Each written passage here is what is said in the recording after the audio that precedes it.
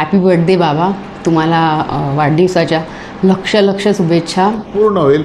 नानांना पुढील आयुष्य सुख समृद्धी आणि भरभराटीत जावं. आमच्या नानांना पुन्हा एकदा मंगळमय शुभेच्छा देतो. राजकारण कधी करतच नाहीत, ते समाजकारणात आहेत. त्यांच्याकडे गेलेल्या प्रत्येक व्यक्तीची समस्या घेऊन जी व्यक्ती जेव्हा जाते तिथे, तेव्हा त्याच्या समस्येचं निराकरण कसं करायचं.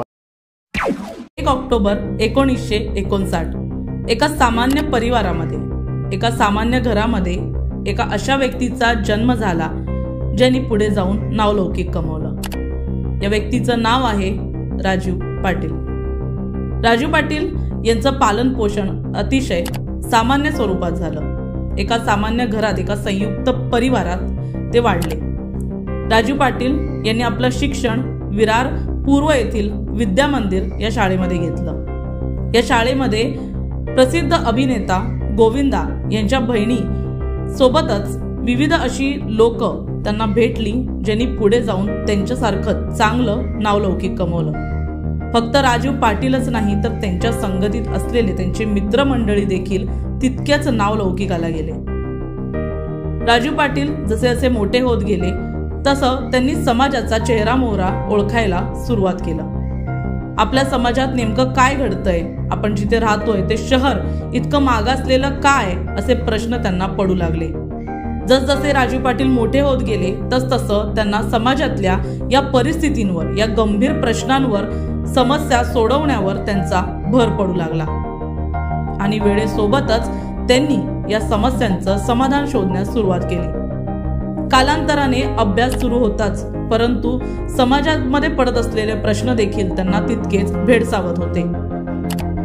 जसजसं वय वाढत गेलं तसतसं समाजाला समाधान देण्यासाठी आपण काय करू शकतो ह्याची उत्तरं त्यांना मिळू लागली आणि ते वळले समाजसेवेकडे. आणि यानंतर सुरू झाला त्यांचा राजकीय प्रवास. 1989 मध्ये त्यांचे मित्र आणि लोकनेते आमदार हितेंद्र ठाकूर हे पहिल्यांदा आमदारकी जिंकून आले.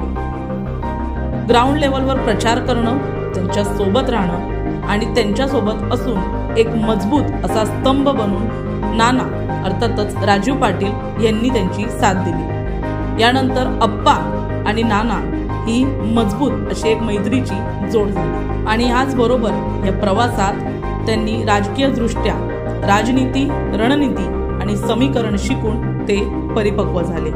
यानंतर प्रवास सुरू असतानाच 2000 साली राजू पाटील हे नगराध्यक्ष झाले. यानंतर कालांतराने त्यांचं काम वाढू लागलं, त्यांची प्रचिती वाढू लागली आणि त्याचबरोबर आपल्या शहराकडे कोणी वळत का नाही, इथे येण्यासाठी इतकी दगदग का होतीये याबाबत समस्या सोडवण्यासाठी त्यांनी प्रयत्न केला. काही वर्ष लोटली, त्यांचा राजकीय प्रवास हा सुरू झाला होता आणि वसई विरारला गरज होती ते म्हणजे एका धडाडीच्या नेत्याची, त्याचबरोबर या ठिकाणी असलेले प्रश्न सोडवण्याची.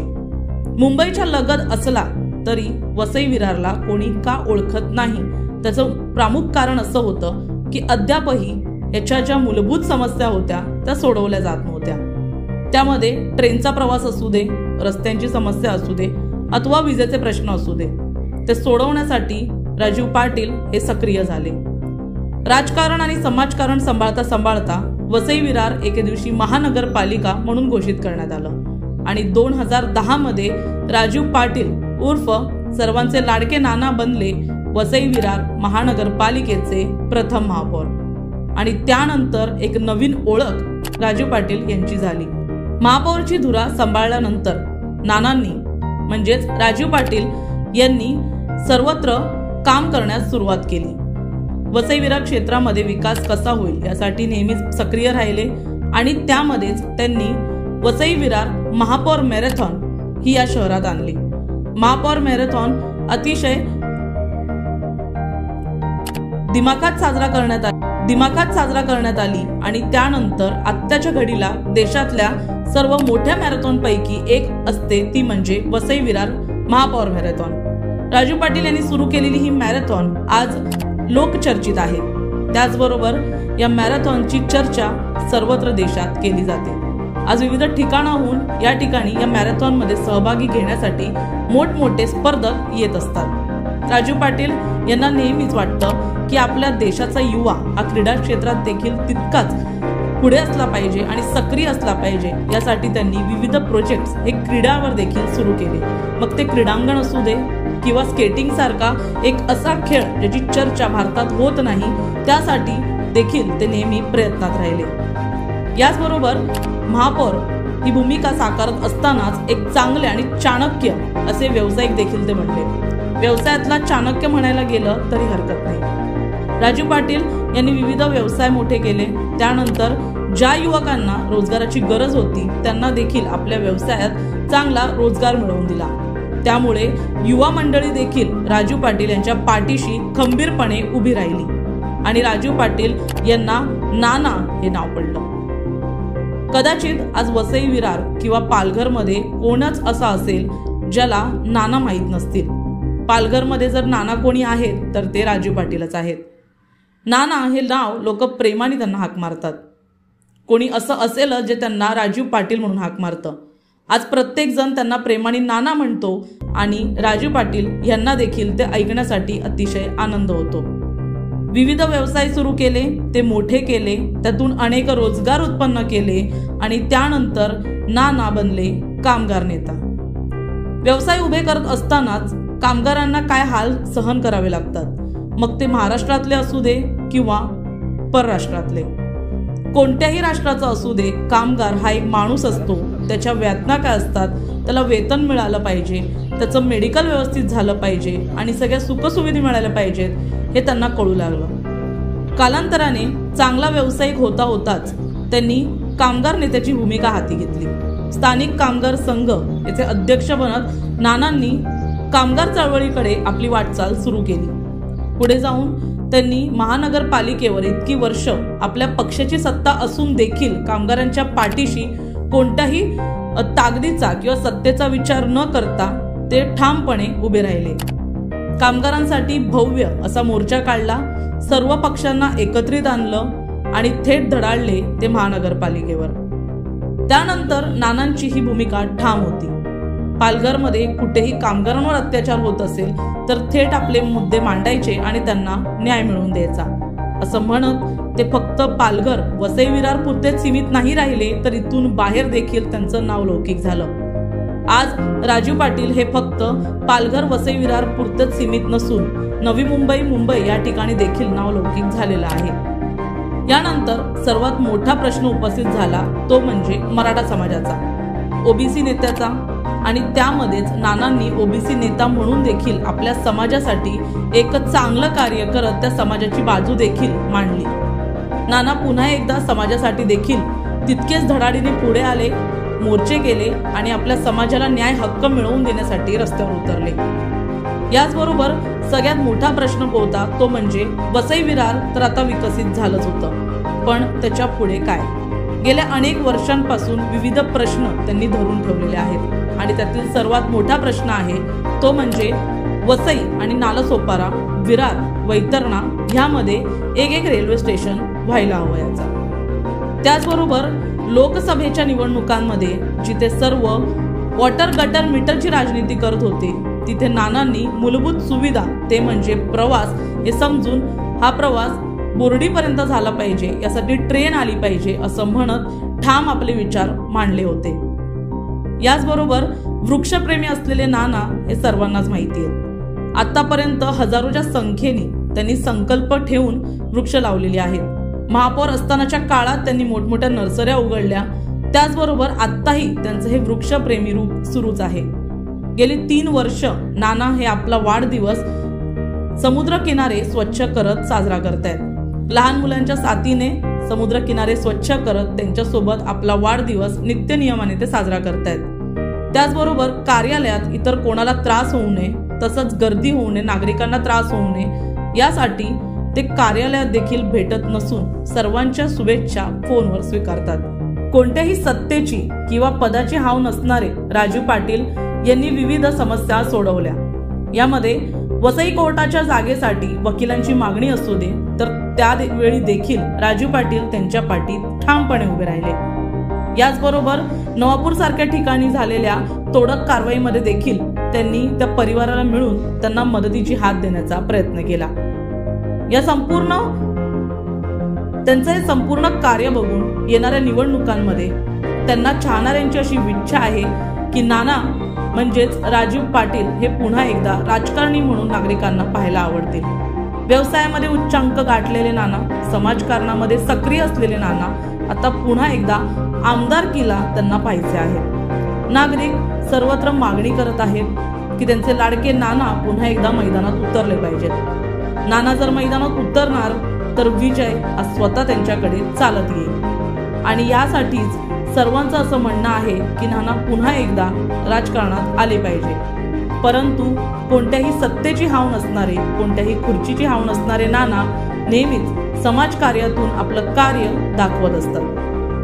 मला फक्त समाजकारण करायचंय आणि आपल्या परिवारासोबत एक चांगला वेळ घालवायचा आहे असं नानांची भूमिका ठाम असते. आणि यासाठीच आतापर्यंत लाखोंच्या संख्येने वृक्ष लागवड करून पर्यावरणामध्ये आपला हातभार लावलेल्या नानांनी कधीच या गोष्टीचं भांडवल केलं नाही. इतकंच नाही तर विविध क्षेत्रांमध्ये मुलांनी पुढे जायला पाहिजे यासाठी विविध कोर्सेससाठी देखील त्यांनी जागा उपलब्ध करून दिल्या आहेत. या संपूर्ण कार्यानंतर नागरिकांची ही थेट मागणी आहे की नाना आता पुन्हा एकदा राजनीतीमध्ये सक्रिय झाले पाहिजे. ज्या प्रकारे नाना आपल्या परिवाराला एकत्रित करून राहिलेत, आपल्या परिवारासोबत संयुक्त राहिलेत, त्याचप्रमाणे आपल्या समाजाला देखील त्यांनी संयुक्त करून ठेवलंय. लहान असो मोठा त्यांनी कधी भेदभाव केला नाही, कारण हा त्यांचा स्वभावच आहे, त्यांचा गुणधर्मच आहे. पाहण्यासारखं असेल येणाऱ्या काळामध्ये निवडणुका आगामी असतानाच नाना हे त्यांच्या चाहत्यांचं म्हणणं ऐकतात की आपली समाजसेवा सुरू ठेवतात आणि अशाच प्रकारे पर्यावरण प्रेमी नाना, कामगार नेते नाना, ओबीसी नेता नाना हे नेहमीच आपलं मत मांडून आपलं समाजकार्य करतात. आज माझ्या बाबांचा 65वा बर्थडे सोहळाच त्यांच्या वयाचा नसेल तर त्यांच्या इतके वर्षाच्या कठोर परिश्रमाचा बोला किंवा डेडिकेशन, हार्डवर्क, ह्युमिलिटी ह्याचा आहे. अगदी लहानपणापासून मला आठवते, म्हणजे बाबा मी 8वीत असताना मी 4थीत असताना, म्हणजे जवळजवळ 8-9 वर्षाची असतानापासून बाबा विरार नगरपालिकेचे नगराध्यक्ष तेव्हा झाले. तो अगदी लहान वयापासून आम्हाला आठवतात की बाबांच्या ऑफिसमध्ये त्यांचे इतके कलिग्स काम करणारे, त्यांच्याबरोबर फॅमिली, मित्रमंडळी, त्याचबरोबर पॉलिटिकल किंवा सोशल बॅकग्राऊंडमधली सगळी त्यांच्याबरोबर काम करणारी माणसं आणि इतकं प्रेम, हे अगदी मला लहानपणापासून आठवते. तू आठवण जी बोललीस ते अगदी शाळेनंतर 1 तारखेला जर शाळा असली तर फटाफट शाळेमधनं येऊन घरी किंवा ऑफिसमध्ये त्यांच्यावर येऊन उभं राहणं, एक सगळी आगळीवेगळी जी मजा, तो आमच्यासाठी एक फेस्टिवलच असायचा तो दिवस. आणि आताही आहे इतक्या वर्षानंतर. बाबा म्हणजे माझ्यासाठी फक्त बाबाच नव्हे तर ही इज अ विजनरी. मी बिझनेसमध्ये काही वर्षांपासून आहे तर ऑफकोर्स फक्त त्यांच्यामुळे आहे. आम्ही बिझनेसच्या बरोबर बाबांनी आम्हाला सोशल आणि फिलंथ्रपी पण शिकवलेली आहे. तर प्रत्येक वेळेला माझ्या डोक्यात असा एक विचार असतोच की आपण बिझनेस तर करतोच, पण त्याचप्रमाणे अगदी सोशल बांधिलकी कशी सांभाळावी. तर हे अगदी आमच्या लहानपणी डोक्यात बाबांनी टाकलेलं आहे की तुम्ही बिझनेस तर कराल, आपला आहे बिझनेस तर ते तर तू पुढे नेशीलच, पण त्याच्याबरोबर सोसायटीने एवढं आपल्याला दिलं आहे तर तू सोसायटीला देणं विसरू नकोस कधी. तर हे प्रत्येक वेळेला आमच्या डोक्यात असतं. तर एवढंच बोलेन की हॅपी बर्थडे बाबा, तुम्हाला वाढदिवसाच्या लक्ष शुभेच्छा. जिओ हजारो साल. बाबा, आपण असेच एक बळकट आणि दयाळू दीपस्तंभ बनून राहा, जो आम्हा सर्वांना आमचे सर्वोत्तम रूप घडवण्याचे प्रेरणा देत राहील. हॅपी बर्थडे बाबा. वेगळं व्यक्तिमत्व आहे. नाना आमच्या वसई विरार शहर महानगरपालिकेचे पहिले महापौर आहेत आणि आमच्या बहुजन विकास आघाडी पक्षाचे ते प्रमुख आहेत. गेल्या अनेक वर्ष आम्ही सगळ्या क्षेत्रात काम करतो, जसं आपल्या लोकांच्या विविध गरजांसाठी, पाण्यासाठी, शहरातील विविध अडीअडचणीसाठी करतो. त्याचबरोबर पर्यावरणाचा सुद्धा नानांचा खास कल आहे. त्यामुळे वृक्षारोपणावर त्यांचा भर असतो. यंदा तर त्यांच्या 65वा वाढदिवस आहे, तर त्या 65व्या वाढदिवसासाठी त्यांनी जवळजवळ 65,000 झाडं आपल्या या वसई विरार शहरात लावण्यासाठी सुरुवात केली आहे आणि तो टप्पा जवळजवळ पूर्णत्वात आला आहे आणि तो येणाऱ्या त्यांच्या जन्मदिवसापूर्वी तो पूर्ण होईल. नानांना पुढील आयुष्य सुख समृद्धी आणि भरभराटीत जावं, चांगलं आयुष्य आरोग्य त्यांना लाभो अशी ईश्वरचरणी प्रार्थना करतो आणि ह्यापुढेही नानांबरोबर काम करण्याची संधी मला मिळत राहो. धन्यवाद. आज आमच्या बहुजन विकास आघाडीचे आणि या वसई विरार शहर महानगरपालिकेचे प्रथम महापौर राजूजी पाटील म्हणजेच नाना यांचा 65वा वाढदिवस आहे. या 65व्या वाढदिवसानिमित्ताने संपूर्ण वसई तालुक्याच्या वतीने मी आमच्या लाडक्या नानांना मंगलमय शुभेच्छा देतो. एक अतिशय चांगलं नेतृत्व आणि सर्वांना सोबत घेणारे, सर्वांवर प्रेम ठेवणारे असे आमचे नाना. आपण बघितलं की यावर्षी त्यांनी लाखोच्या संख्येने झाडं लावली. वृक्षप्रेमी, गोरगरिबांवर अतिशय चांगल्या प्रकारे प्रेम करणारे, प्रशासकीय कसं चालवायचं हे खंबीर त्यांचं नेतृत्व, कार्यकर्त्यांना सोबत घेणारे, प्रत्येकाच्या अडचणीत धावून येणारे आमचे राजूजी पाटील यांचं आज 65 वर्ष पूर्ण होत आहे. मी संपूर्ण कार्यकर्त्याच्या वतीने आमच्या नानांना पुन्हा एकदा मंगळमय शुभेच्छा देतो की नानांच्या हातून अशीच चांगली चांगली कामं होऊ दे, ही आई जीवदानीकडे प्रार्थना करतो. नमस्कार. राजू नाना एक असं चतुरस्त्र व्यक्तिमत्व आहे. तर या व्यक्तिमत्वाला राजकारणाच्या कोंदणात कोंडून ठेवता येणार नाही. इज अ फ्रेंड, लाईक आमदार हितेंद्र ठाकूर यांच्याप्रमाणे ते मित्र असतात. त्यांच्या संपर्कात जी कोण व्यक्ती येते ती त्यांचं मित्र बनून जाते. आणि राजकारण हा शब्द ना हितेंद्र ठाकूर यांच्यासाठी लागू होतो ना राजू पाटील यांच्यासाठी लागू होणार. कारण ते राजकारण कधी करतच नाहीत, ते समाजकारणात आहेत. त्यांच्याकडे गेलेल्या प्रत्येक व्यक्तीची समस्या घेऊन जी व्यक्ती जेव्हा जाते तिथे, तेव्हा त्याच्या समस्येचं निराकरण कसं करायचं, निवारण कसं करायचं याबद्दलच तुम्हाला तिथे सोल्युशन मिळणार. त्यामुळे राजकारण करायचं आहे, मला राजकारणात नेता बनायचं आहे किंवा मला एखादी पोस्ट हवी आहे या अपेक्षेने मला राजू नाना काम करतात किंवा अपेक्षा ठेवतात असं माझ्या तरी इतक्या दिवसाच्या त्यांच्या सहवासात माझ्या असं वाटलं कधीच नाही. होता है तो सब बुलाते हैं, इनका प्यार मुझे खींचता है. वैसे तो मैं यहाँ कुछ खाई थी नहीं, लेकिन इनका प्यार है ना, वो मुझे मजबूत बनाता है. ये इनके ये है इम्पोर्टेंट है. और ये राजू नाना है ना, ये एकदम फ्री और हमको इतना फ्रेश करते माना, मैं मेरे अकेले को नहीं सभी को फ्रेश करते. जरी शिकलेलो असलो तरी आज राजू नानासारखा, महेश देसाईसारखा असे आणि कामिनीसारखे विद्वान सेलिब्रिटीज आमच्या वर्गामध्ये आहेत. हे आमचं एक भाग्यच मी समजतो. आणि नानाच्या सतत सपोर्टमुळे किंवा त्याच्या सतत इनिशिएटिव्हमुळे आम्हीचं गेट टुगेदरच्या नावाने सतत भेटणं होतं. ही अडचणी सोडवत आहोत आणि कुठे काय अडलं तर आम्ही नाना आहेत, आमचे दीपस्तंभ आहेत, आमचं कॅप्टन आहे. कॅप्टन एवढा मजबूत आहे ना की आम्ही बोटीमध्ये बिंदास झोपून जातो.